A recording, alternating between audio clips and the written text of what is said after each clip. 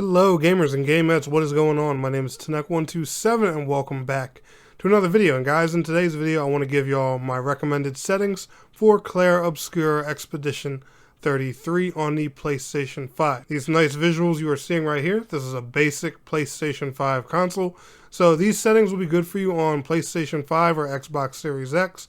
I don't know what the limitations are on Xbox Series S, so feel free to let me know down in the comments. And I'm sure if you're playing on PlayStation 5 Pro, it'll be like this and probably just even better. But anyway, before we get into the settings, special thank you and shout out to Sandfall Games for hooking me up with a review copy on the PlayStation 5. And without further ado, let's go ahead and get on into the settings because they're really simple and there's not too much to go over.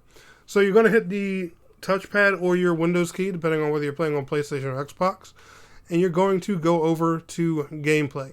First thing I'm going to recommend is making your sprint toggle. Me personally, I like it this way.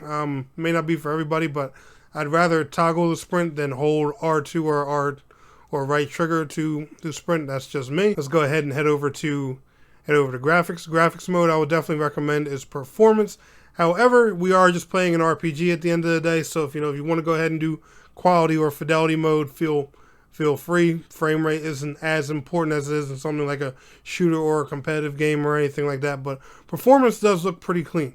Now, for the image and how I got all these nice vibrant colors, as you guys can see here, and how my sky looks, everything, and the water is so crystal blue and all that fun jazz, I'll show you guys the trick.